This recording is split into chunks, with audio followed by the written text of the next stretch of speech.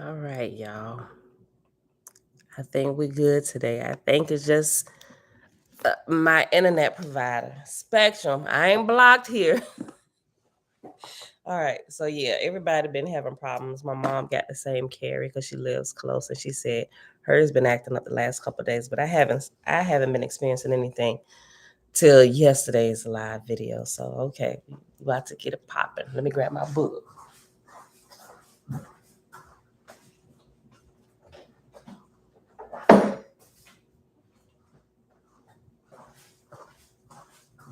Plus, I don't have the whole house up already, jumping on their devices and stuff. All right, beautiful people. Look, did y'all see that the audible version? Well, not audible, but an audio version of the Essenes Gospel of Peace? Because yesterday, as I was reading through it, like I've been reading through it for like the last couple weeks or whatever. But I was like, man, because sometimes I be wanting to get to it, but I can't like sit down and read it. Um, So I was like, man, I wish there was an Audible. So I started Googling and looking around, and I came across it. When I was looking for it the first time, I couldn't find it. But then I found one, and it's a clear reading. I was like, oh, snap. So as soon as I found it and I listened to it a little bit, I shared it with everybody. So enjoy it if y'all don't have one. All right, Vinay, greetings. Global Purpose Grand Rising. Mom, shalom, shalom. Set apart Grand Rising. Tabitha, greetings. And everybody else hanging out in the background. Shalom. Happy Monday. All right, y'all. It's time for me to get a new book.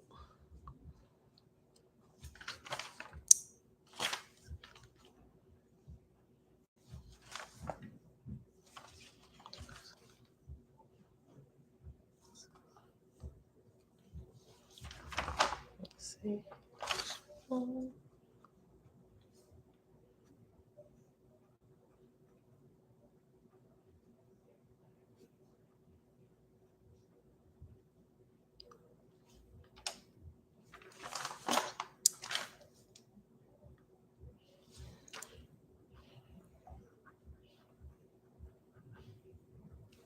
Let me tell y'all something.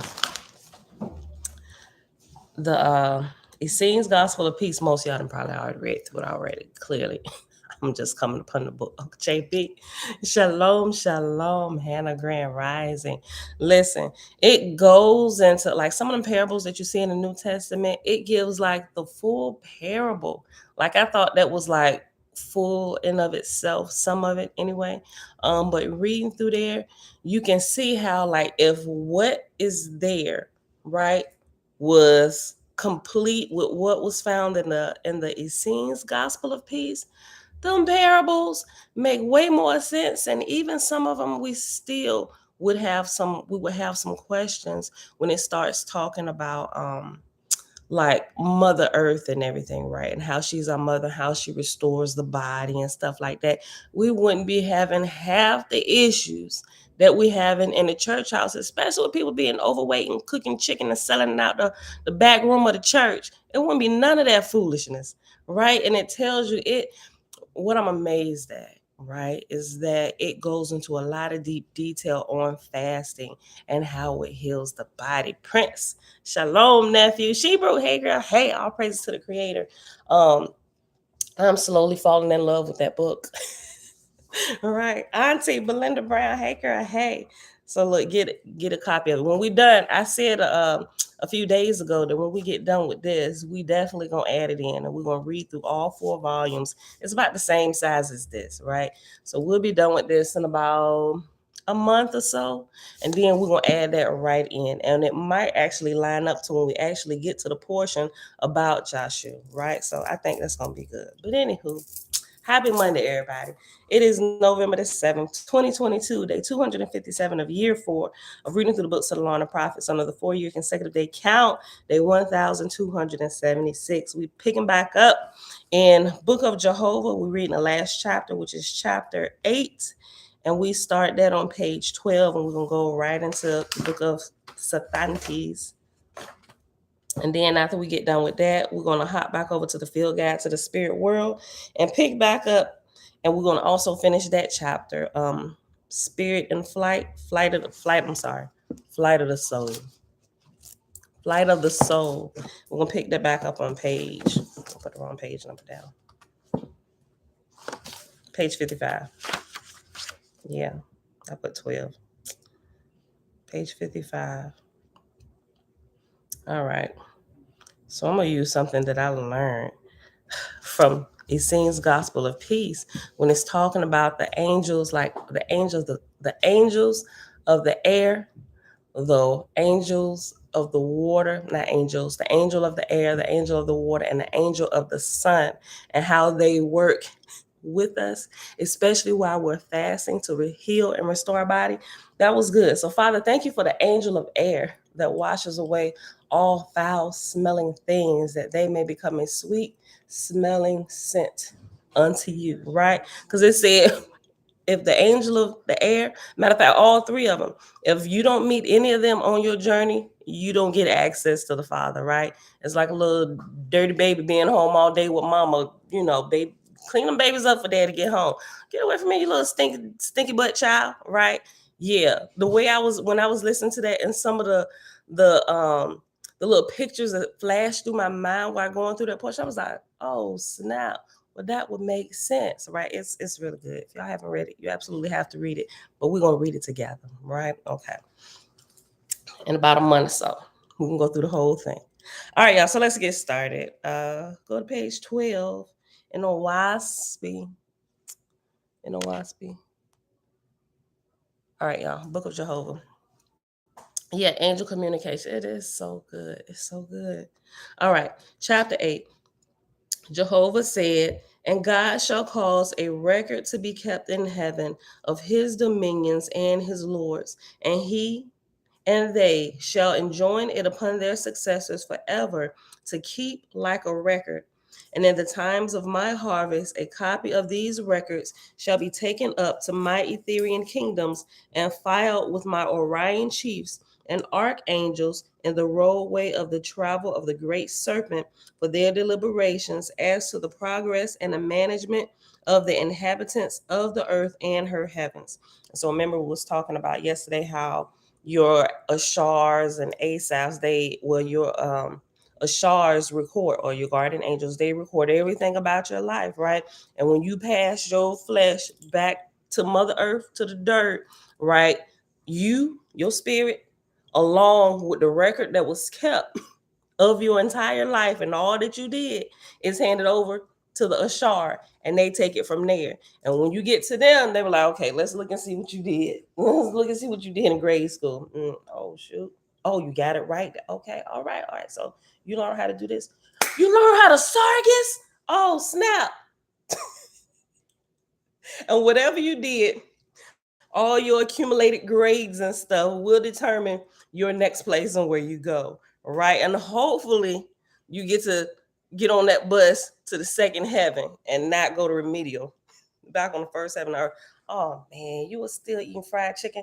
You know you can't rise because your spirit has to be light, right? Because you can't rise higher. Yeah, no, see that we only allowed it here down in the first heaven. So you can't go to the second heaven yet. We got to work that out. So you get in that line over there. You got to stay here. Oh my gosh, may it not be y'all, right? You need the angel of the air, the angel of the water, and the angel of the sun to help you cleanse out, cleanse out your person and your spirit, right? Look. Okay. So after great serpent, hold on. And in the times of my harvest, a copy of these records shall be taken up to my Etherian kingdoms and filed with my Orion chiefs and archangels in the roadway of the travel of the great serpent for their deliberations as to the progress and management of the inhabitants of the earth and her heavens. After great serpent is reference letter H. Jump over to page 13, and H says, the words great serpent means solar phalanx or solar system, right? And we see like a big fold out of the Savoricum, the solar system, all that good stuff. Solar system, not like what they show us the solar system is. We get like a little miniature microcosm piece of a big of the big Savoricum, right? That's all they show us. Just this little. They literally show us like a pin dot of the great serpent, right? Or the solar phalanx, or the big solar system. Say la shalom, brother. Okay, go back to page 12, y'all. I'll read verse. I'll read verse. Matter of fact, let me just start over since I was on verse 2, and we just keep going. Jehovah said, "And God shall cause a record to be kept in heaven of his dominions and his lords, and he shall enjoin it upon their successors forever to keep like a record. And in the times of my harvest, a copy of these records shall be taken up to my Ethereal kingdoms and filed with my Orion chiefs and archangels in the roadway of the travel of the great serpent for their deliberations as to the progress and management of inhabitants of the earth and her heavens.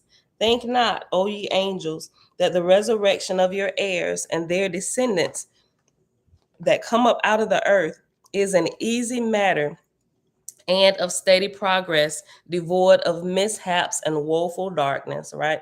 You ain't gonna have all good students. They gonna give you a run for your money, and they're gonna really make you think.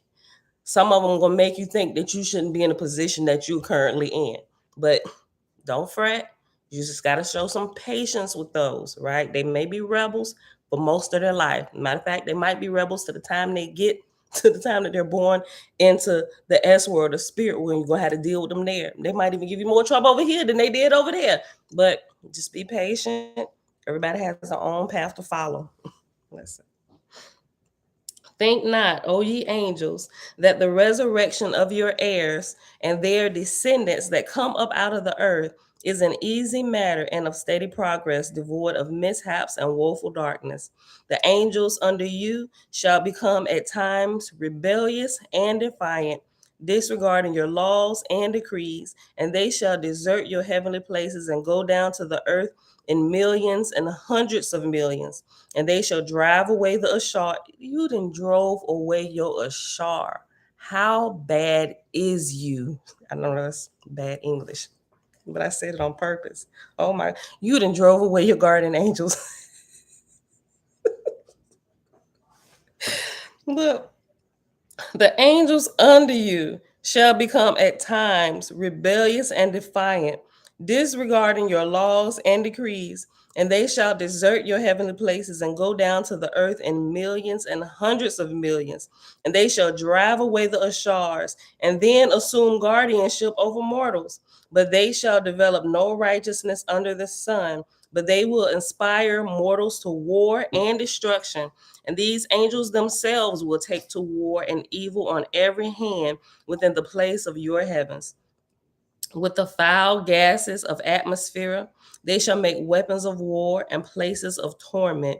With these elements shall they make suffocating hells in order to cast one another in chaos. And mortals who shall be slain in war shall be born in spirit in chaos on the battlefields. In chaos shall such spirits enter the S world, and they shall not know that they are dead as to earth life, but shall still keep fighting right and left. An enemy shall take enemy in these heavens and cast them into the places of torment which they shall have built, and they shall not know peace nor wisdom. And the work of your heavens shall become as nothing, and ye shall turn to going about delivering hells and the spirits in chaos, and your labor shall be exhaustive. Verily shall you cry out because ye came and peopled the earth. This also have I created possible unto my creations, for both angels and mortals shall learn to know the elements of the heavens and the earth, and to know the trials of love and misfortune. Nor have I made wisdom possible unto any man or angel that knoweth not my elements and the extremes of evil and good which I created. But in the times of great darkness, which shall come upon the earth, and these heavens, lo, I will bring the earth into Danha, and my Etherians shall come in my name. In whose name? The Creator's name. And my Etherians shall come in my name and deliver them. And again, for another cycle, shall they be left with the lessons given unto them, but they shall fall again in course of time. But again will I deliver them through my gods and goddesses, will I cause them to comprehend the magnitude of my creation. And after creation is reference number 13. The 13 at the bottom says my creations with the S at the end of creation. Verse 13, as ye travel from heaven to heaven in atmospherian ships, and after atmospherian ships is reference number 14. 14 at the bottom says, from heaven to heaven in this atmosphere. I just read the whole verse again. As ye travel from heaven to heaven in atmospherian ships, even so shall ye inspire mortals to build corporal ships and sail across the oceans, that the inhabitants of different divisions of the earth may become known to one another. That the inhabitants of the earth may become known to one another. Meaning there was not just one set of people here, because eventually they're gonna build ships and they're gonna meet people that's placed in other places, right? Just think about it. Remember, Cain found other people when he got kicked out. Where did they come from if everybody came from them? I'm just saying, just think about it. You ain't got to agree, just think about it. Verse 13, page 12. As ye travel from heaven to heaven in atmospherian ships, even so shall ye inspire mortals to build corporal ships and sail across the oceans, that the inhabitants of different divisions of the earth may become known to one another. And when the inhabitants of the earth shall be completed, and the nations shall have established civil communion around from east to west, in that same time will I bring the earth into the cosmon era, and my angel ambassadors, gods and goddesses, shall render up the records of these heavenly kingdoms. Through them will I reveal unto mortals the creation of my worlds, and the history and dominion of my gods and lords on the earth, even from this day down to the time of Cosmon. And Jehovah caused the angels of atmosphere to assemble together and organize the first kingdom of the earth. And the place was called Horeb, because it was the place of the first organic abiding place for the first God of this world. And Horeb was situated over and above the mountains of Aotan and Ugoqui, and to the eastward of Ui, or Ul, of Ul, of that country hereinafter called the continent of Pan. Thus ended the inorganic habitation of the earth and her atmosphere. And that, my beautiful people, is the end of the book of Jehovah. We only at 18 minutes, so let's go ahead and get into the next book, book of Sathantes, son of Jehovah, first God of the first cycle of the earth after man's creation. Nazarene is saying shalom, shalom. Chapter 1. In the beginning of the inhabitation of the earth, the angels of heaven assembled in Horeb, a heavenly plateau resting on the earth. And the archangel Sathantes was the wisest of them all. And he said unto them, behold, we have come from far off heavens. By the voice of Jehovah came we to partake of the glory of the red star, the earth. Jehovah said unto us, come ye and enjoy the new world I have created. Partake ye all the fruits thereof, save the tree of knowledge, which is the fountain of life. Partake ye not of this, lest ye die. Right? And so we know what that fruit is, right? It gave us a glimpse of that in book of Jehovah, is of the sexual nature. These are the sons of God who came down to the earth, the red star, right? So listen, don't mess around with them down there. Otherwise, you're going to die. But did they listen? No, they ain't listen. They went down and they had sexual relations with men who at that time, without the ability to be able to rise. I mean, had the ability to rise, but they was just completely earth, right? But when the sons of God came down, they were supposed to have been helping them develop. They decided to have intercourse with them. And now we got a hybrid being, which we are. And now we're not just earth, but we're earth and we're spirit, right? Ye shall surely die. Now you done locked yourself down there with them and you help develop your offspring. Now you're going to have to teach them about heavenly things as well, right? Because they're going to now be able to inherit my Ethereal kingdoms, right? But the Creator he didn't stop them. He didn't stop them. He said, Even though you didn't listen, you accomplished a couple things for me. So I let it be, right? Listen, he said, you and this is funny because my son came down here, and I don't think he wasn't here at the beginning of I'm talking about Jeremiah, my 19-year-old. He wasn't down here when we first began going through this, so he didn't hear this part, so but he's just like this deep thinker anyway. And I told y'all he can just go meditate and get stuff by osmosis and have all these questions and things. And so he started talking about this. He said, I'm of the mindset, mother. I'm like, listen, don't come down here talking all proper to me. He said, I'm of the mindset that we're hybrid beings. I was like, what do you mean by hybrid beings? He said, I don't think like how we're born now. He said, I don't think we had like the intelligence like we do now, where we can like meditate and we can like go out our body. He said, something had to have happened to original man. And when he said, I said, what you been reading? He said, I ain't reading nothing. I just been sitting upstairs meditating. I was like, did you start reading your Oahspe yet? He said, no. He said, because why do I got to sit and read that big book? He said, and I can just go meditate. Like literally, he'll just go meditate, right? And I ain't stopping him because some of the stuff he come back and ask me, I'm like, how did you get that, right?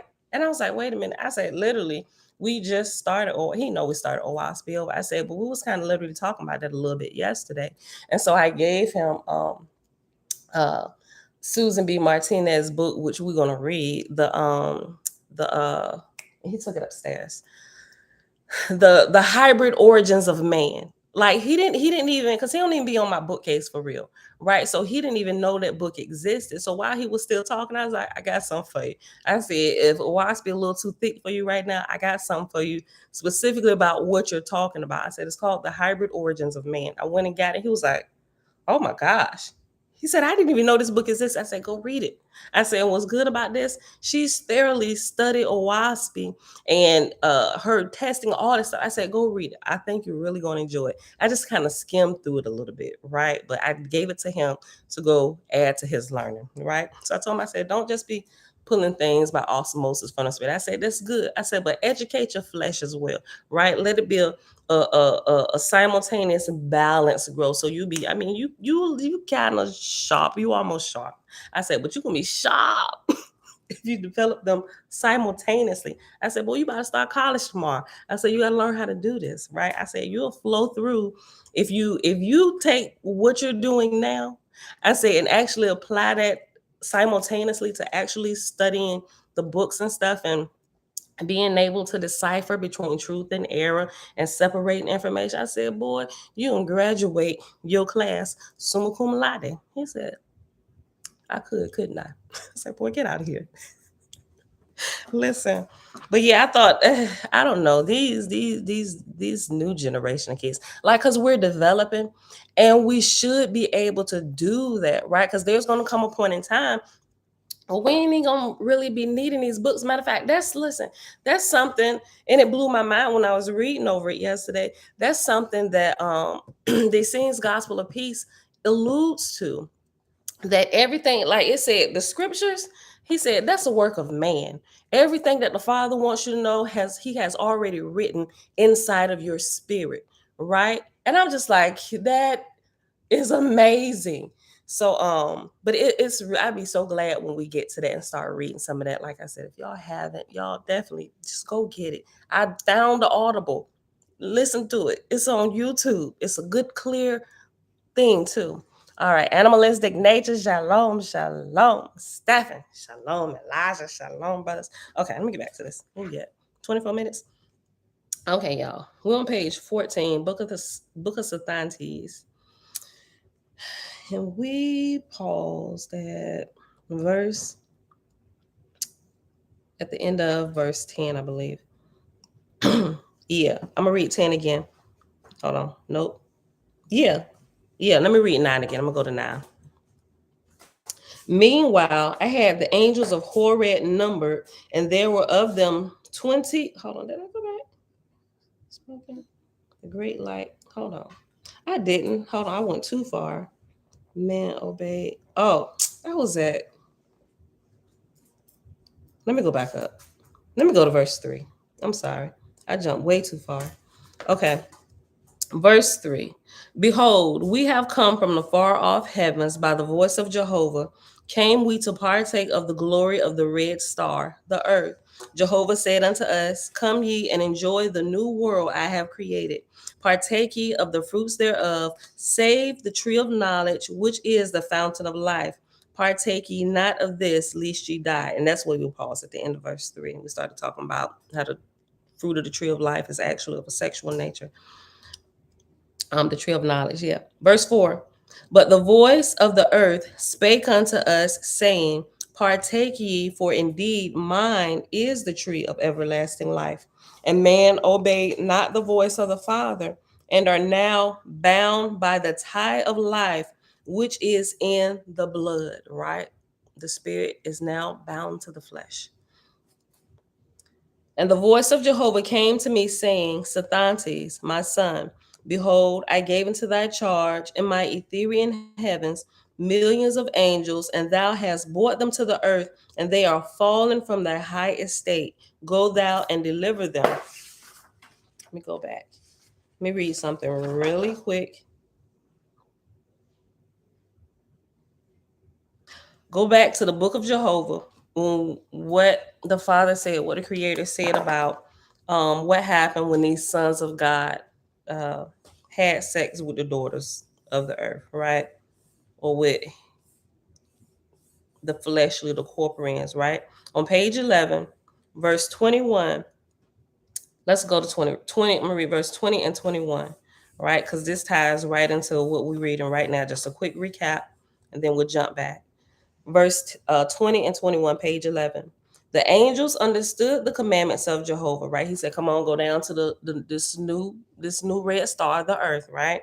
The angels understood the commandments of Jehovah according to their knowledge in the Etherean heavens, being heirs of other planets, and having died in infancy, and having matured in the S worlds, but they understood not the Creator according to the practice of the lower heavenly kingdoms, wherefore their knowledge was incomplete.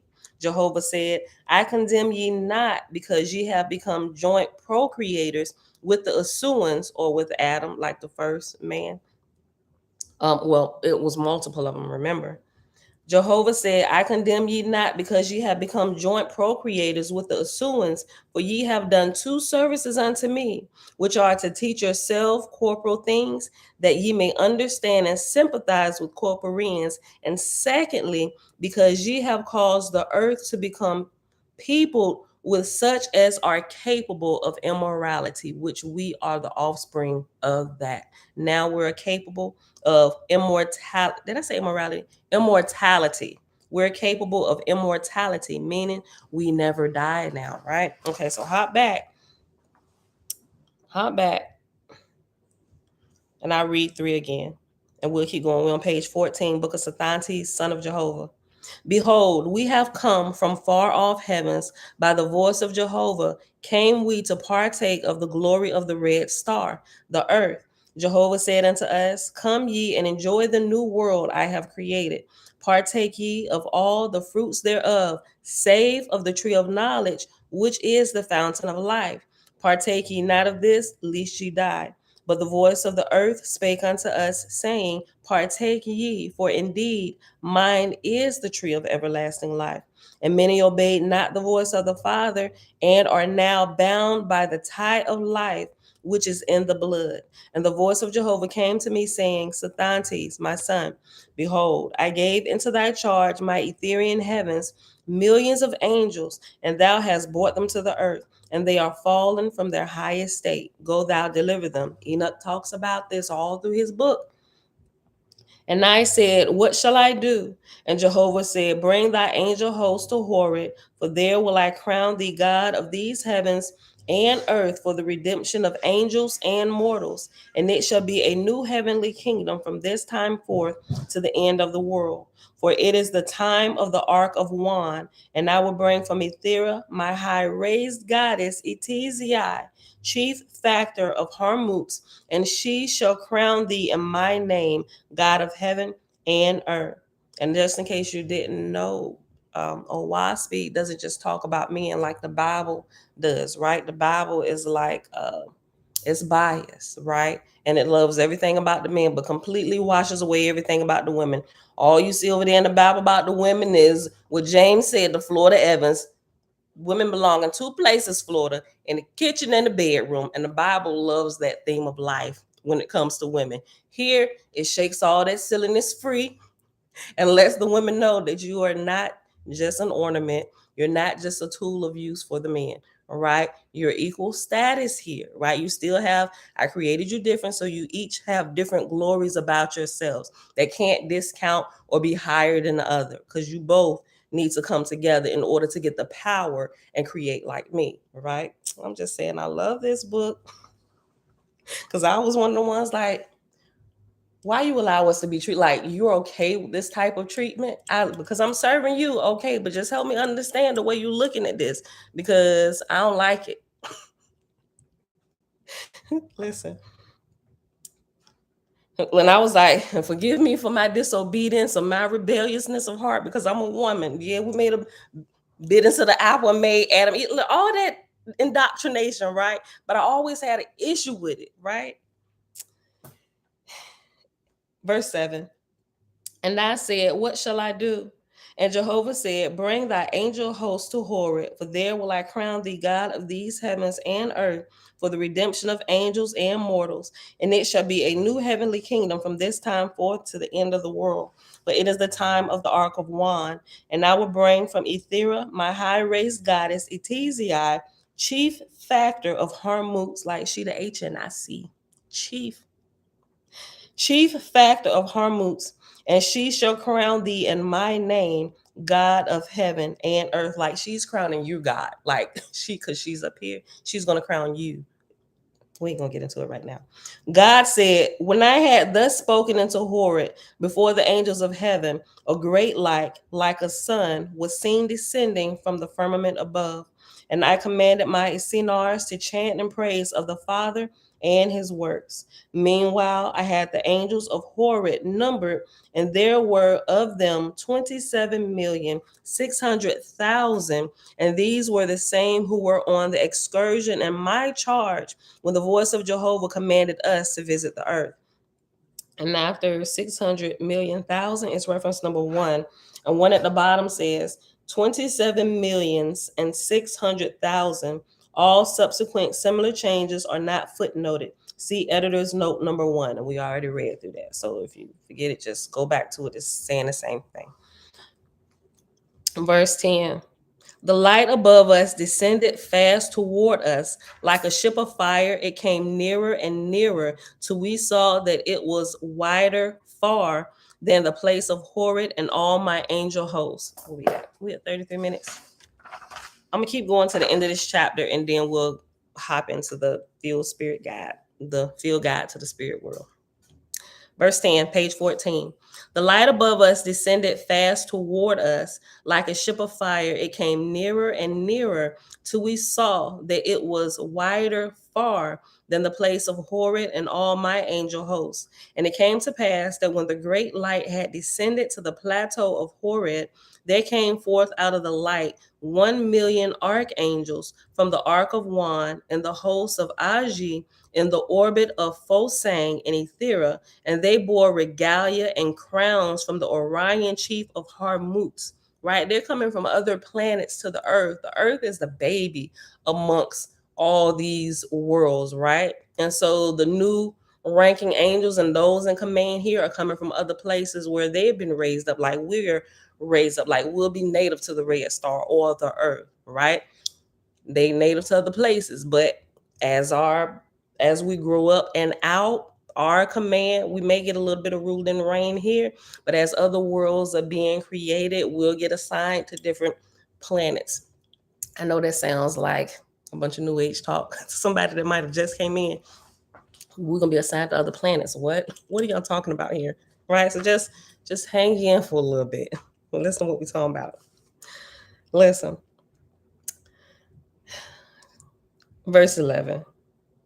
And it came to pass that when the great light had descended to the plateau of Horeb, there came forth out of the light 1,000,000 archangels from the ark of Wan and the host of Aji in the orbit of Phosang in Ethera, and they bore regalia and crowns from the Orion chief of Harmutz. Foremost of the archangels was Etizai and her brother Yatihaga, commissioners from the Etherian heaven. And we hear about archangels in the Bible, right? Clearly, they're from somewhere else, right? We're familiar with some of these terms already, even if we have no clue what Oahspe talks about. When they came near me, Etizai gave the sign of Jehovah's name, greeting, halting, and saying, "All hail in Jehovah's name, and in the love of Harmutz, Orion chief, we come to greet thee, first God of the lower heaven, belonging to the corporal earth." I said, "All hail, O emissaries of Harmutz, chief of Orion worlds. Come, O Etizai, and thy brother and all this host, come, honor my throne in great Jehovah's name." The archangels came forward, saluting, and Etizai said, "In thy name, O Jehovah, I found here a throne." And she caused to rise from the form and substance thereof, and she ascended thereon, and Yatiaga with her. And the other archangels formed a crescent in front of the throne, all of them bearing crowns or diadems, but they stood upright. And now the angels of the hosts of God took their places that they might witness the testimony of Jehovah's commission, but the lights from the columns of fire, brilliant in all colors and shades and tints, baffled many of them from seeing plainly. When all things were in readiness, Etizai, standing erect and brilliant like a star, raised her right hand, saying, "Jehovah, all wise and powerful, in thy name, this thy son, God, I crown, from the Orion chief Harmutz, raised to the rank of God, and by thee, O Jehovah, ordained, henceforth to be known forever in the emancipated heavens as thy son. Peace, wisdom, love, and power." So we also find out that son is also interchangeable with God, right? There's something we get chopped and screwed in the Bible, right? It's a title. We keep going. And now with her left hand she raised high the crown, so that all might see and bear witness. I wish I had Josiah's crown down here. I would have raised it up. I'm gonna keep it down here. So every time they commission somebody, I'll just raise up the crown. And now with her left hand, she raised high the crown, so that all might see and bear witness, and giving the sign again of Jehovah's name above the crown, wherefrom a flame of light shot forth brilliantly. Thereupon she placed the crown on God's head, saying, "Arise, O my son, thou son of Jehovah." Instantly there arose from the millions of souls one universal shout, "All hail, O Son of Jehovah." And God rose up, meaning Sathantes, not creator. Remember, God is a title, like the president. He's like the president of all the earth and all the three heavens above the earth. And that's where his reign ends at the end of the third heaven, right? Verse 18, page 15. "Arise, O my son, thou son of Jehovah." Instantly there arose from the millions of souls one universal shout, "All hail, O son of Jehovah." And God rose up, having the crown on his head, and the people cheered him lustily, for he was well beloved. Etizai said, hold on, let me bring out something real quick. So before he became God, his rank was, it just said it.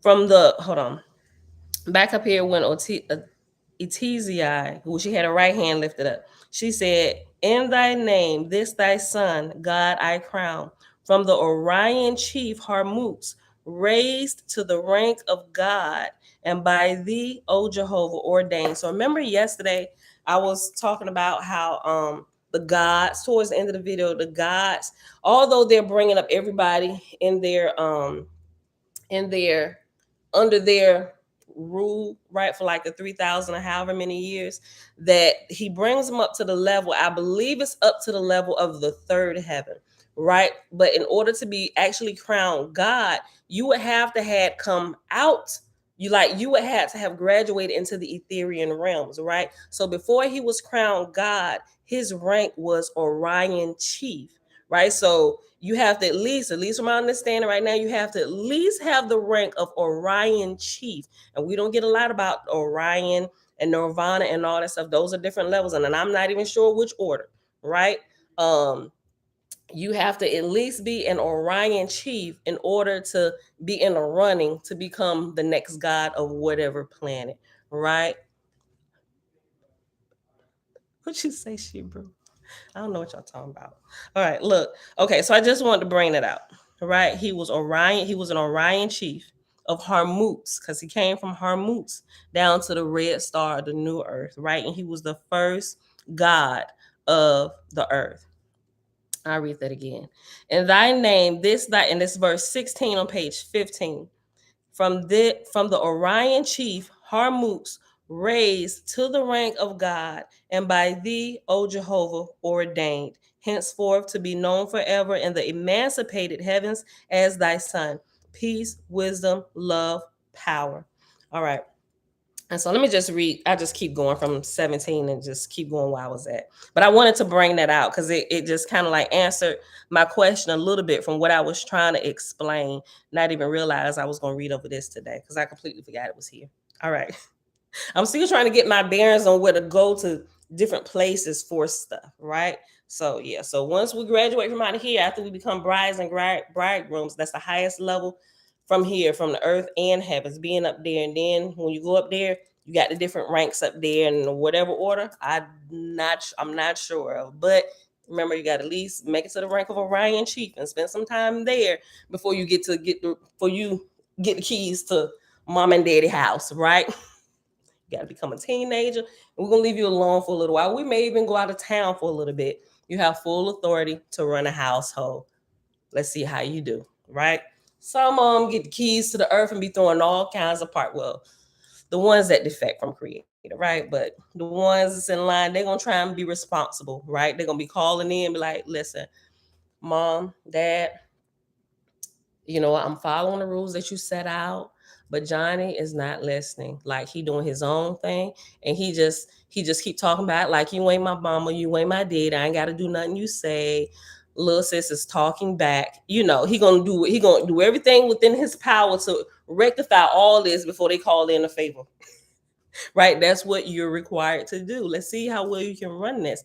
Because after you run this here, you kind of get that on your resume. You was the God of earth. Oh my God. At what era? What era was you the God? Right?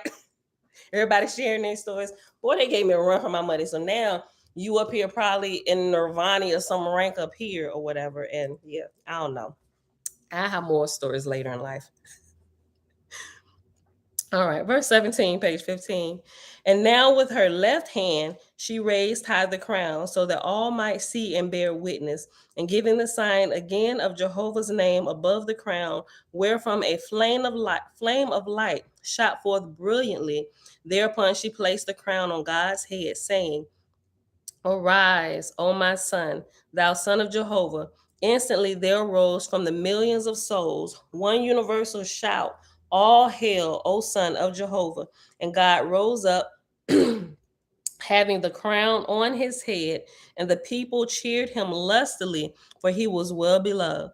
Etizia said, "Bring forth thy 5 chief lords, that I may crown them also." God then calls the 5 chief lords whom he had selected to sit at the foot of the throne.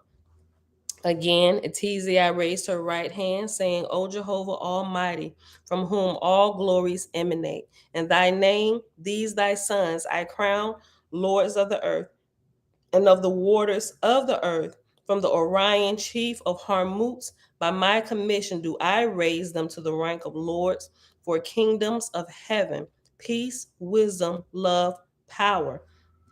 Then Atizai took the crowns which were handed her by the other archangels and placed them on the heads of the lords, saying, Arise, O my lords, and be ye lords of Jehovah for his glory, and be ye the lords of God, having dominion over the earth and the waters of the earth, in love, wisdom, and power. Amen. This kind of reminds me of what I read about in these scenes, Gospel of Peace, talking about the angel of the air, the angel of the water, the angel of the sun, right? And the verse 23, the lords rose up, having on their heads the crown of lords, and again the multitude saluted with great cheering. When the applause ceased, Atizai said, My God and my lords, give now the sign of Jehovah's name, that his glory may be fulfilled. For this was the oath of office. And after oath of office is reference letter A. Let's go to the book, the end of the book of Sethantes, which is page 37. Move my bookmarks around. Page 37, and A says, the sign is the circle twice cut. For further information, see chapter Emethachava, Book of Safa, 1882 edition. We're not going to jump there because that's a whole chapter. Hold on, let me see. You're literally going to have to read a whole chapter. And we have 46 minutes. Just go, since it's our second time reading, I know it's not pretty long, but it's like it's literally a whole chapter. It's on page 554. I'll give y'all the page number.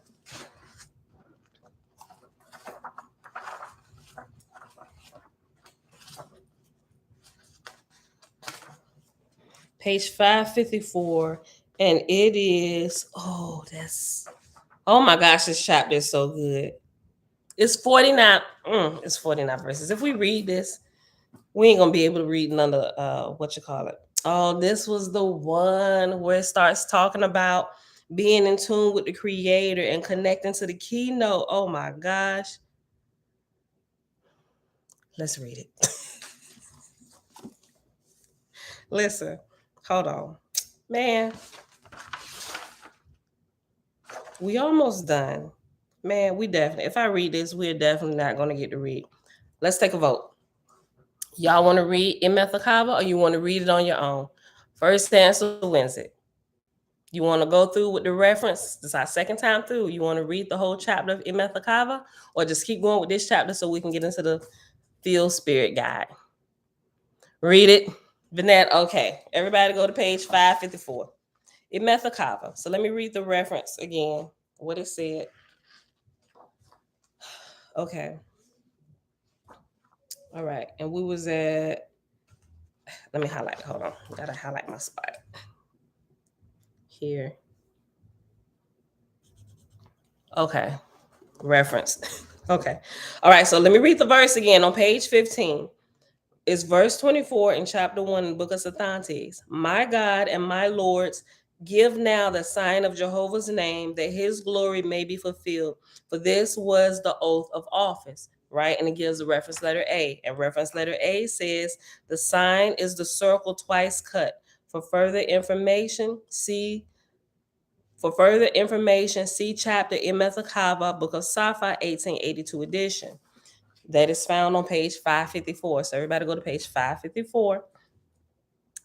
Emethachava, right? And also with Emethachava, there's another reference. So now that we went to this reference, we have to go to this reference, right? We got to get the full understanding. This is normally what I do when I'm doing research. I follow all the footnotes. I always follow all the footnotes, which is why I'm doing it while we're here, right? But I gave y'all a choice this time. So let's go to the end of the book of Safa and find S, right? That is on page 5. I knew it. It's on page 572. S on page 572 says Emethachava. See book of the Ark of Bond, chapter 20, verse 12. Right? I remember doing this the first time. Let me do this here. Leave my spot. Put another mark here. And we got to go to the book of Ark of Bond, chapter 20, verse 12. Okay. Where's our book of Arkaban? Yes, we want to. Yeah, absolutely, Shebrew. We do absolutely want to follow the footnotes. We absolutely do. That's something I learned. That's something my mama taught me.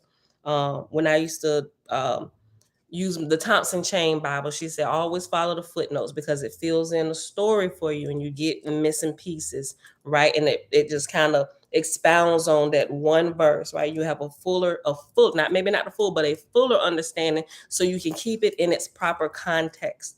Okay. What was it? What book? Ark of Bond. Okay. Ark of Bond is page 388. Page 388. Okay, and we'll go to chapter 20 or chapter XX. Ark of Bond is the book that's on the lower half of the book. So go to chapter 20, which is in Roman numerals XX.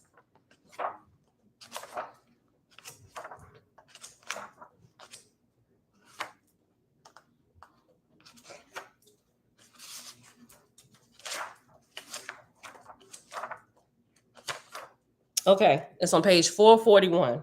Okay, what verse? Verse 12. Page 442. Okay. Verse 12 says, and when it was night, Moses and the rabbis and the heads went away aside, placing sentinels that they might be alone. Or sentinels are like watches. If you're in the military, they're watches. You stand guard, it's guards, stand guard, right? And when it was night, Moses and the rabbis and the heads went away aside, placing sentinels that they might be alone. And when they were thus prepared, the light of Jehovah came upon Moses, and the books of the ancients were opened before him, and he administered Emethachava upon them. By the voice of Jehovah, he reestablished it with all the rites and ceremonies as they are to this day. And after the heads were no longer, and after that, the heads were no longer called heads, but chief rabbis, for Moses anointed them by command of Jehovah. He anointed them. Okay, so also, real quick, let me check the glossary. Emethachava. I don't remember if it was.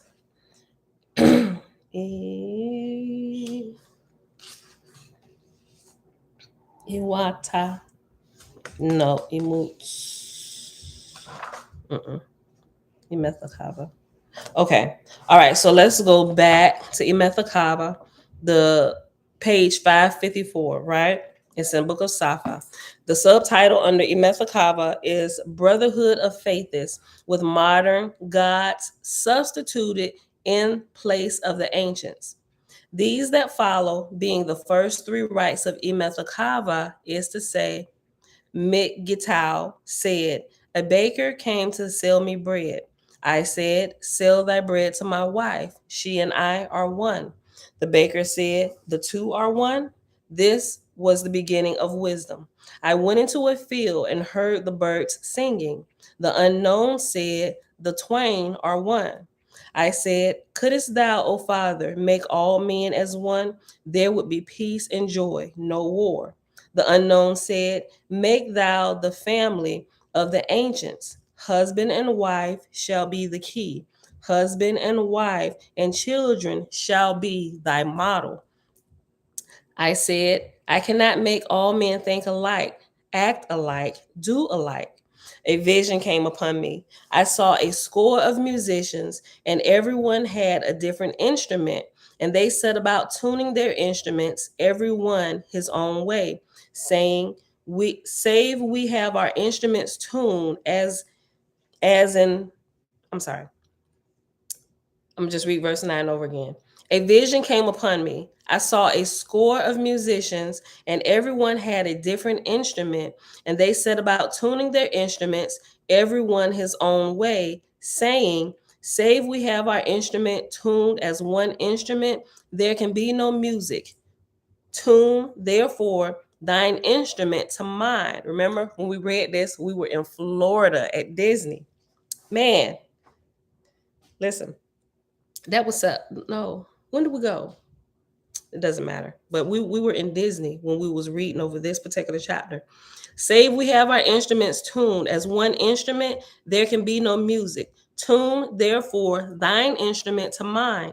After a long while they wearied, for they were no nearer than at first. And everyone said, it is impossible to attune them. It is useless trying more.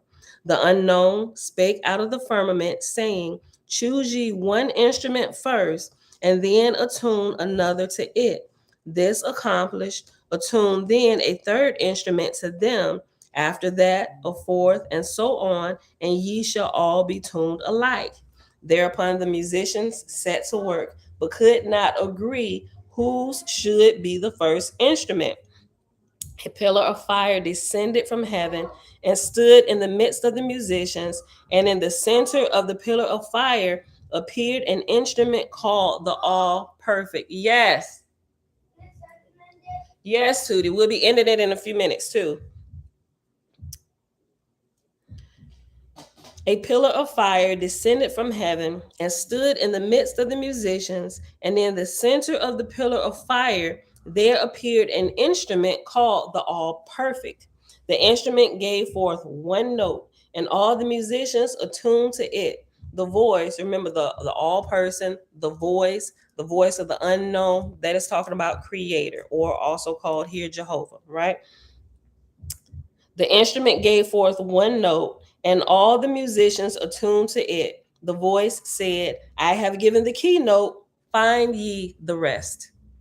The pillar of fire departed. The instruments, thus attuned in harmony, played rapturously. The vision then departed.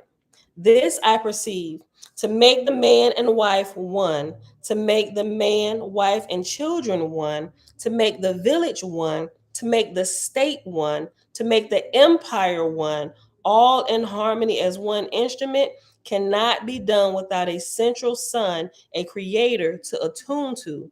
When a man is attuned to him and a woman attuned to him, they will themselves be as one. When the family and the village are attuned to him, it is easy. Without him, harmony cannot be. Right? So, like we learned, and if this had been taught like this when we was reading about the husband and the wife and the husband being the head, we wouldn't have all this chopped and screwed theory on who should lead and who should not lead, right? There definitely should be a leader for organization's sake, right? The creator gives the keynote.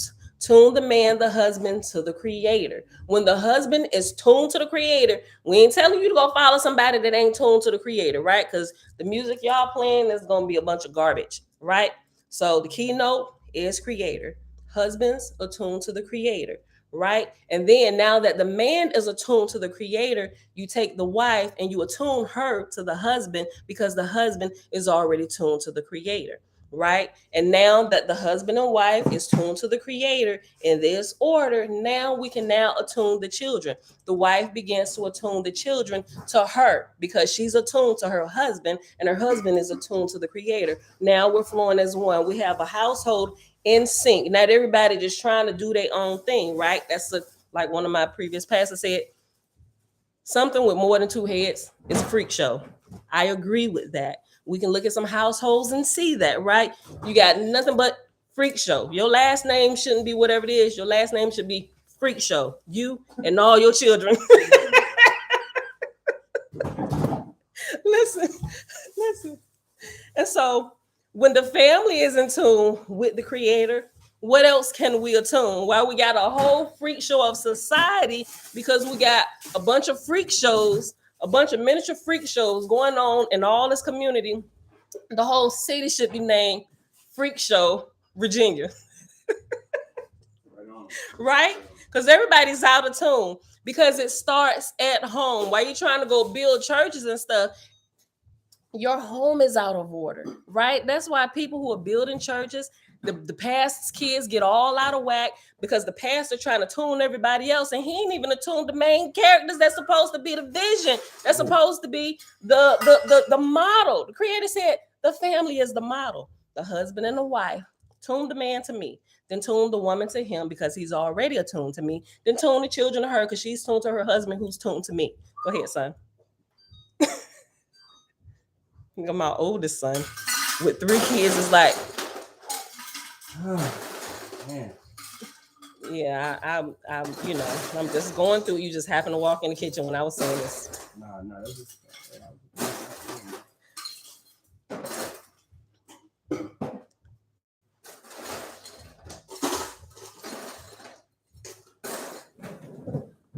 Okay. So when the family is attuned to the keynote, which is creator, now when they go out into the neighborhoods, now we can begin to attune the village, the community to the families who are attuned to the creator, and our communities become better. And once we have communities that are attuned and in line with the keynote, with creator, now we can affect our state.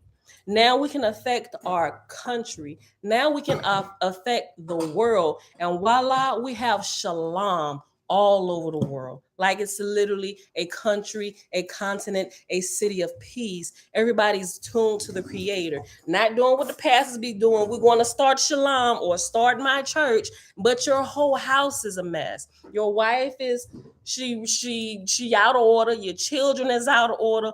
14 you got 14 kids and all 14 they doing something crazy. You got 2 in jail. We got a thief over here. Listen, we went to the store yesterday, me and my husband. Oh my gosh, I wish he was down here. Listen, we went to the store yesterday. We was outside doing some gardening, right? So we ran out of some stuff. We ran to the store. We went to Lowe's and we went to Home Depot. Then we decided, let's see if they got these curtain rods we've been looking for. So we went to, who was that? We was at Ross, right? Looking at their curtain rods. So we over there, we picked up a couple things, and we walking through. So when you go check out, Ross always have like little knickknacks and stuff you can pick up. But anyway, they got like this cologne case with stuff with good cologne that's locked up. So we was over there. My husband was looking at a couple different things, right? And so this was this one particular cologne that he was looking at. But another gentleman had walked over there and he picked it up first. My husband's like, I know I should have just picked it up, right? And so the other guy, he came over there and he picked it up and he was looking at it. And so my husband, he was like, well, let me check out these other ones. And so he asked the dude, because dude was over there lingering around. And so he was holding on to the cologne that my husband wanted, but he just didn't pick up. And the guy came over there and picked it up. And so my husband just asked him, because dude was over there like 5 minutes and doing a little small talk. My husband waiting for him to put the cologne down, and finally he just asked him. He said, hey, boss, you gonna buy that cologne? He said, I'm gonna just be honest with you, because if you're not, I'm about to buy it. He said, oh, no, man, I'm gonna get this. And then when he said that, his daughter walked over and said, hey, Dad, Mom wants you. He said, okay, baby. And so he had another one in his hand. He set that one down, but took the one that my husband wanted. And my husband's like, well, I just get it from something else because it was the last one. Dude walks away with his daughter over there with his wife, right? So after that, my husband like, man, let's go.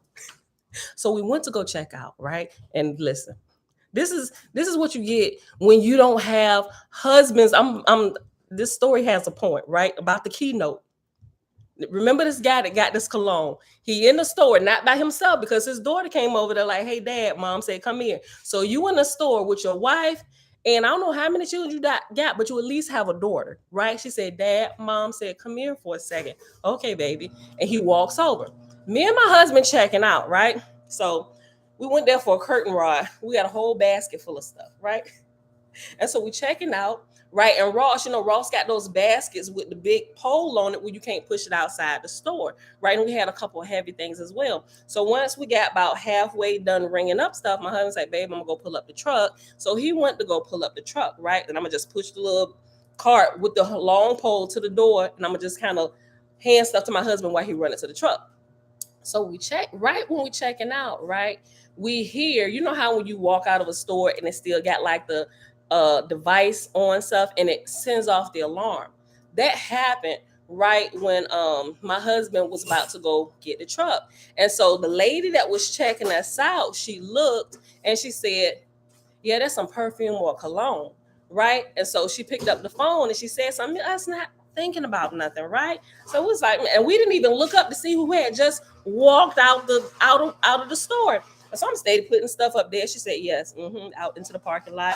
Yes, it was cologne or perfume. It was something like that. And I'm thinking to myself, oh, she's sharp. She know when the buzzer go off and somebody's stealing something, exactly what type of item it is. I don't know. I don't work in retail, so maybe I don't know. She picked that up, or maybe she had been watching somebody, right?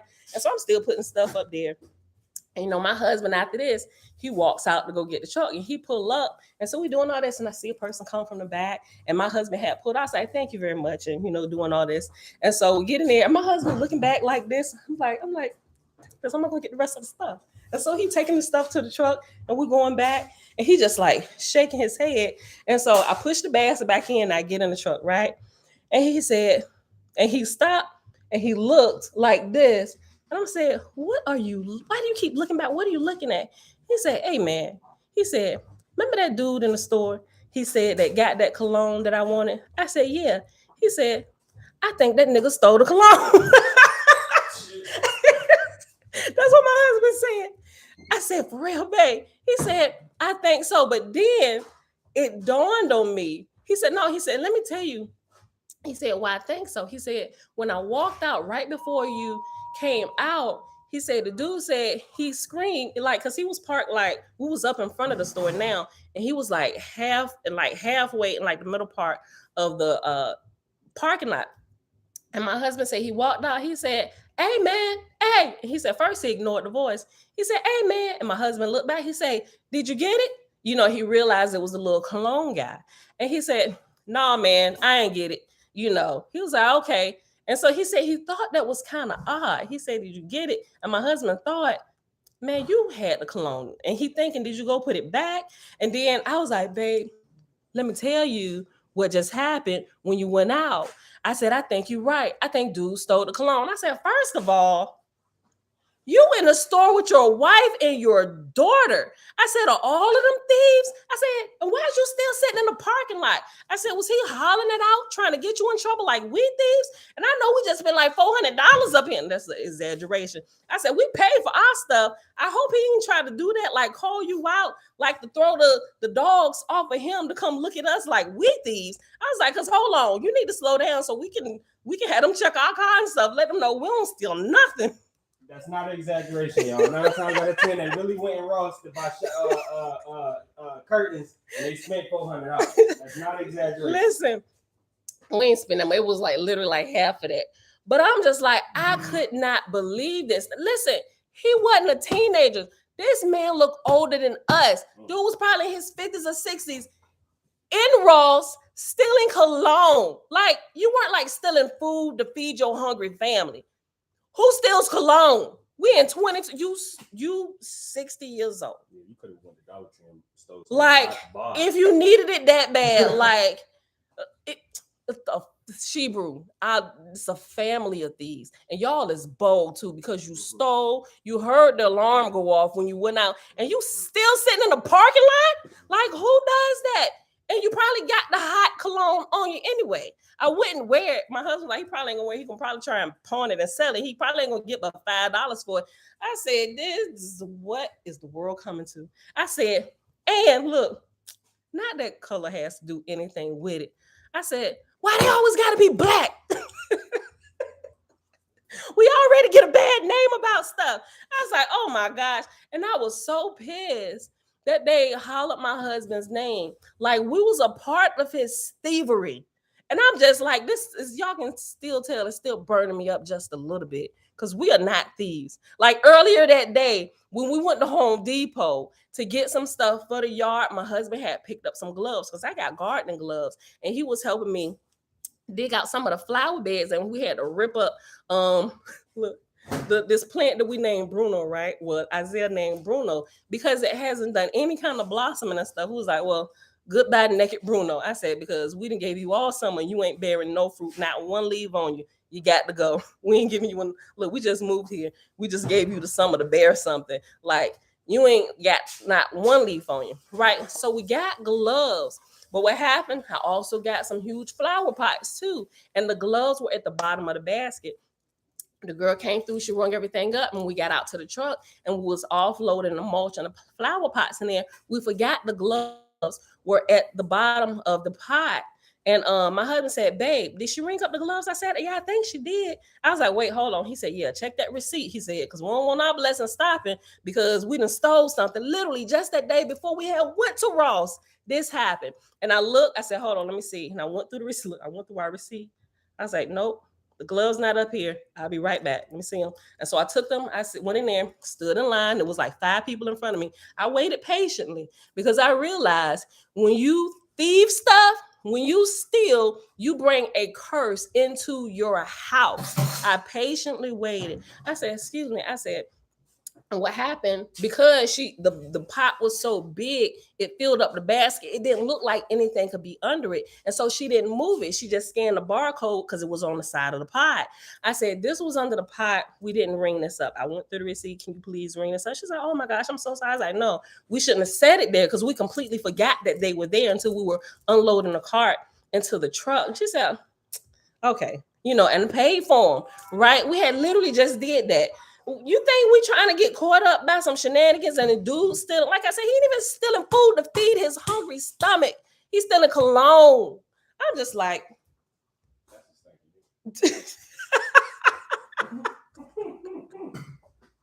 y'all hear my son in the background? I ain't gonna repeat what he said. Listen, hold on. Oh my gosh, it's 7:29. Guys, listen, hold on. I'm gonna have to let me finish reading this Emethachava, and then I'm gonna have to go. I didn't realize I was gonna be telling this story, but listen, look, I'm just like, man, y'all gotta do better. Y'all already know we trying to get over these little stereotypical things, right? We work hard to be where we at and look like we normal people and stuff. We pay for everything that we want. We don't need to steal nothing. Like, dude could have asked us. He could have been like, "Man, I want to take my wife on a nice date. She over there got my daughter, but I ain't really got enough for real to buy this. You mind, brother?" I mean, he could have asked. My husband would have probably did it. He probably would have bought it. But dude, you gonna steal it, and then you gonna call me out like I'm a part of this whole coup? You and your whole thieving family, you, your wife, and your daughter, right? Do y'all understand what Emethachava is? Apparently not. But they in tune with their father, the devil. Look, and the devil, clearly we know Satan is the flesh. They succumb to their lower nature, right? Let me finish reading that so we can get out of here. Listen, verse 16, page 554. "This I perceive, to make the man and wife one, to make the man, wife, and children one, to make the village one, to make the state one, to make the empire one, all in harmony as one instrument, cannot be done without a central sun, a creator to attune to. When a man is attuned to him and a woman attuned to him, they will themselves be as one. When the family and the village are attuned to him, it is easy. Without him, him who our creator, without a him to attune to, without attuning to our creator, harmony cannot be. Without him, harmony cannot be. He, the creator, then, must be first in all things, first in all places. He must be the nearest of all things, nearest of all places. In our rites and ceremonies, he must be the all ideal perfection, the embodiment of a perfect person. End prelude. Guys, I gotta let me see. Hold on. Cause I gotta let me see. Let me just keep going. I probably got like 5 minutes, and I'm literally gonna have to run out the door. Okay. In prelude, then it goes into, it says T, and T is it's like an initial T, and I forgot what T is at this moment. T, goeth to the altar and lighteth the incense, and the priests come and stand beside the altar, they and the initiates with them, saying, "Emblem of worlds, moldering into dust, and of the harvest of souls ascending to the Ethereal realms above, emblem of mine own mortal dissolution, and of the ascent of my soul, but whither, O Jehovah? In thee, Jehovah, will I have faith, in thee only. Emeth is faith. Emethachava, right? Emeth is faith. Moses imparted faith to the heads who were with them, right? And all the the wisdom or things that people put written in scripture. The living word literally was it rose up from the depths of their shanana, right? All of that. Hold on. Emblem of words moldering into dust, and of the harvest of souls ascending to the Ethereal realms above, emblem of my own mortal dissolution and of the ascent of my soul, but whither, O Jehovah? Verse 19, page 555. In thee, Jehovah, will I have faith, in thee only. Emeth, faith shall be my name, the foundation of my soul. So Emeth shall be the foundation of my soul, or faith shall be the foundation of my soul. Henceforth, I will eschew fame and the applause of men. My hands will I fold against earthly fame, and in thy name prepare my soul for heaven. And it has in brackets that the signs that they gave, signs withheld from publication. Verse 21, East. Over all the earth gave I dominion into man's hands, but I rule over man both on earth and in heaven, saith Jehovah. I fashioned the earth and breathed upon it, and man came forth a living soul. The veins in his body I made, and I made him conscious that he is. I speak into his ear and hold up mine hand before him that he may not err, but rejoice that he liveth, and that he may glorify me and my works. But he turned aside and boasted, there is none greater than man. P and I, or I believe it was P is for priest and I is the initiate. P and I, O Jehovah, mighty in heaven, hallowed be thy name. May I never forget thee, nor set myself up against thee, nor thy kingdoms. One bell. Ding. E, which stands for east. Who are these that call on Jehovah's name? P. Wanderers on the earth who are unappeased with corporal things. From corporal to S, we turn in Jehovah's name. E. For what purpose are ye in this holy chamber? I. To be initiated into the light and dominions of heaven. E. Have ye prepared for this? I, which is initiates, yea. E. How have ye been prepared? I. We abstain from flesh food, from strong drink, and endeavor to purify our corporal bodies. E. Man may be pure in the corporal body, but unprepared to receive the wisdom of high heaven. How else have ye prepared? Like, what else have you done besides abstaining from meat, abstaining from, or taking the Nazarite vow, abstaining from meat, abstaining from strong drink, all those things, anything that would defile your body? How else have you prepared? Like, how have you prepared your spirit specifically? Man E. Man may be pure in the corporal body, but unprepared to receive the wisdom of high heaven. How else have ye been prepared? I.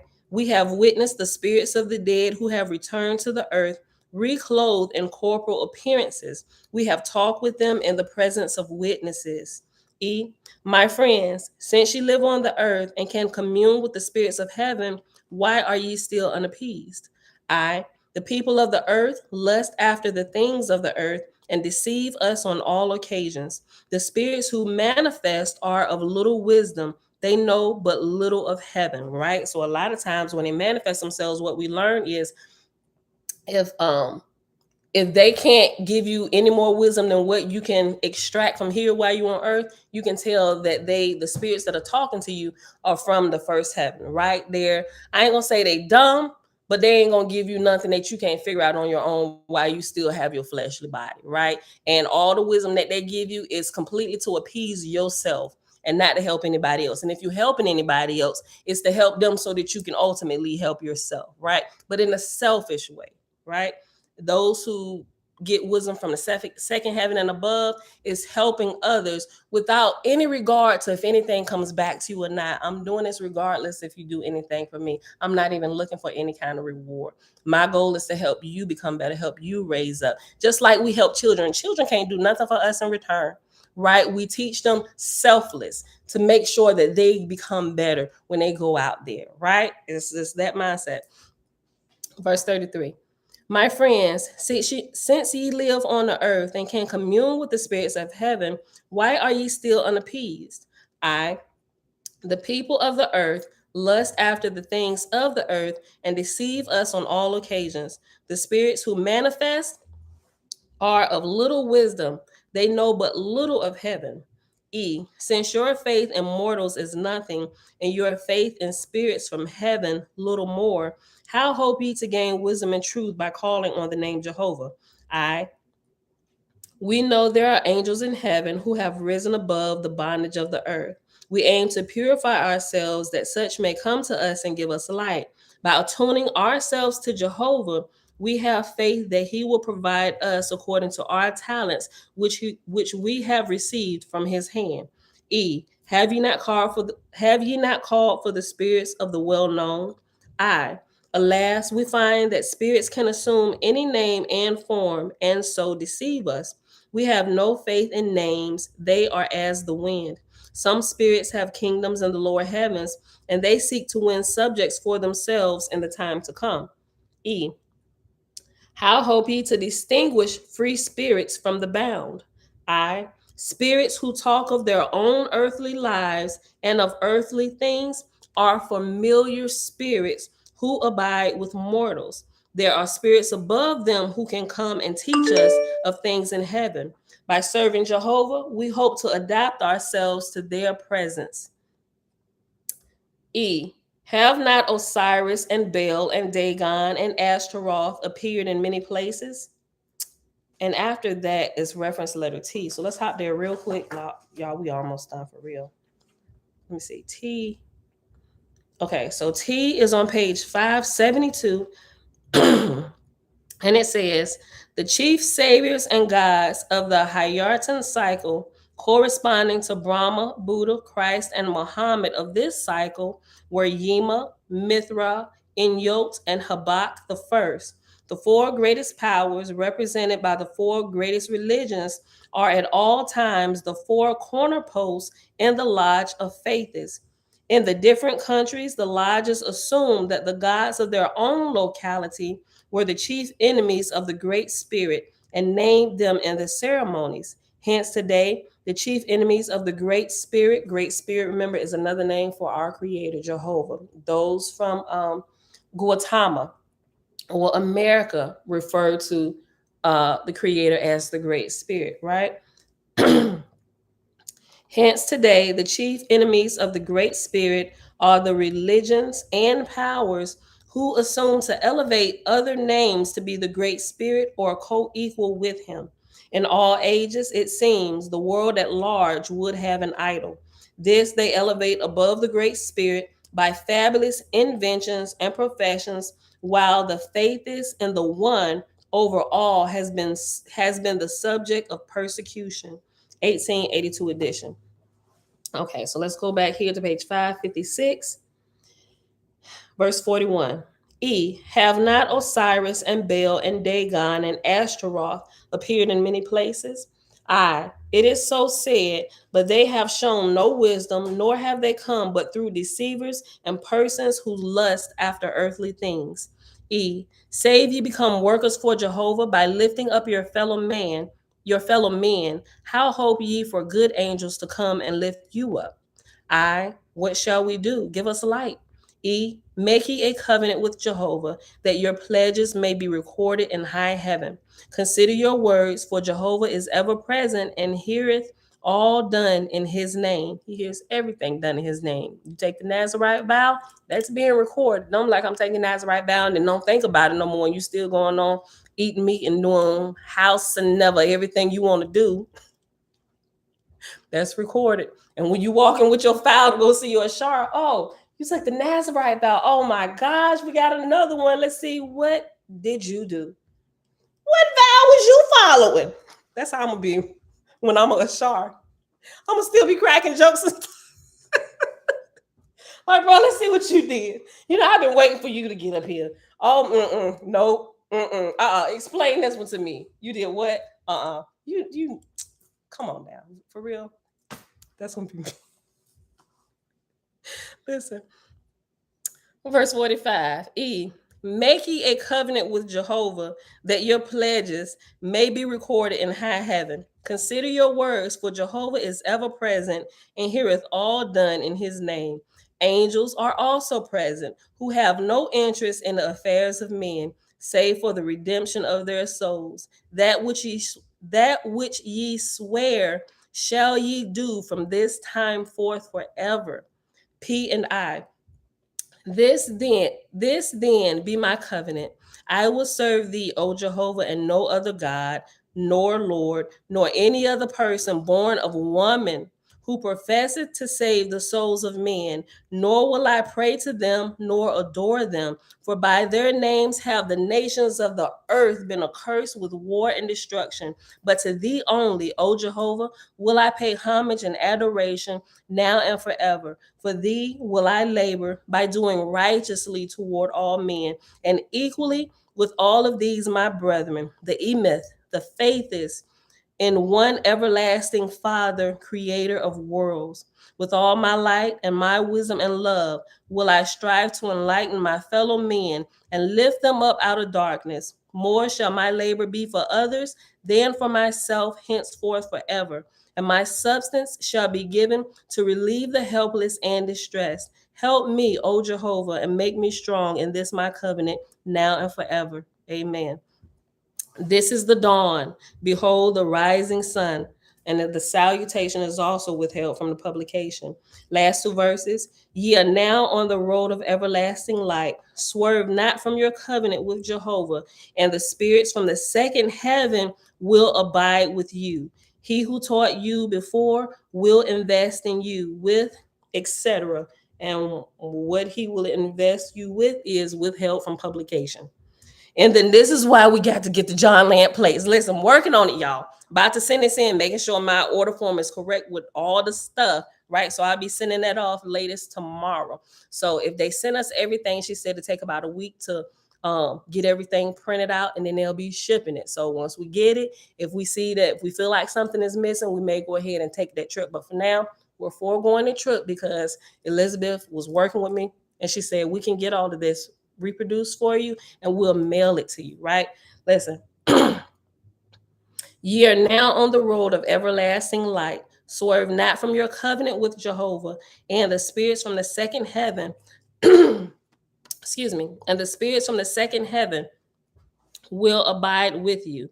He who taught you before will invest you with, etc., withheld from publication. In the name of Eolin, right, which is another name for the creator, Eolin, also Eloah, right? We're going to get into all of that.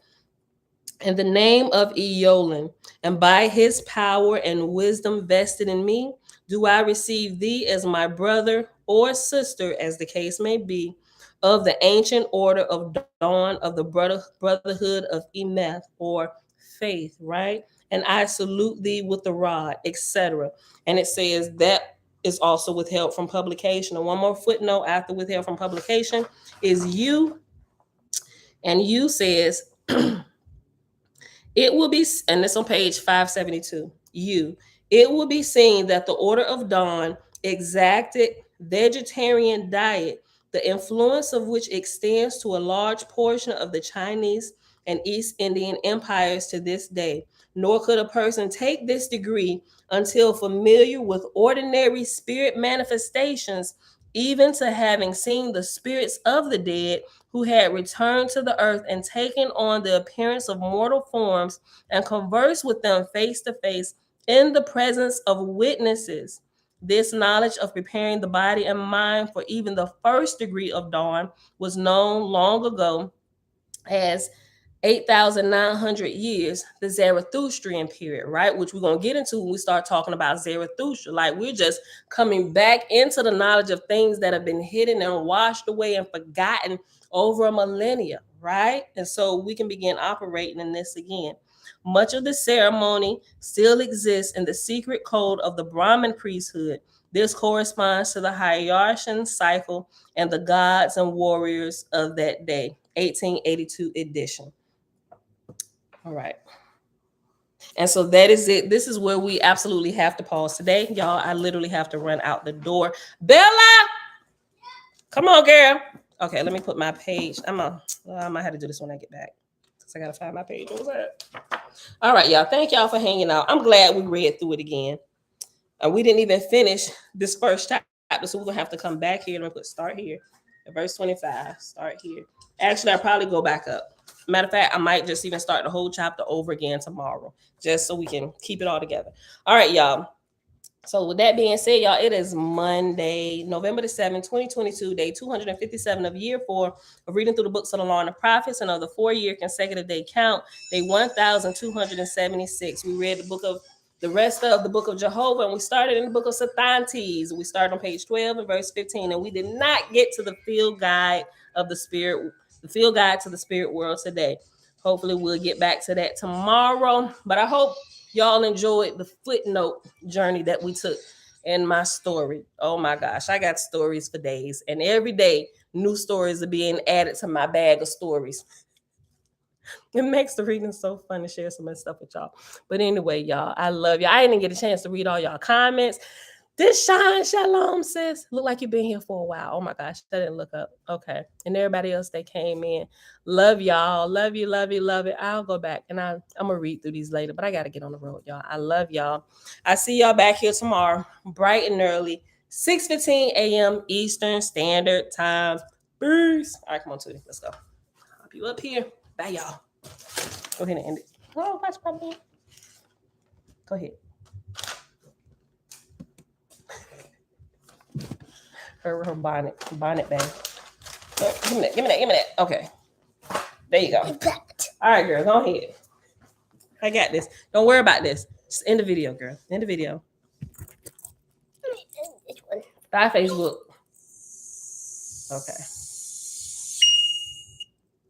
Okay. Okay. Remember, attune y'all families to the creator. Don't be out here in these streets acting crazy. Bye, y'all.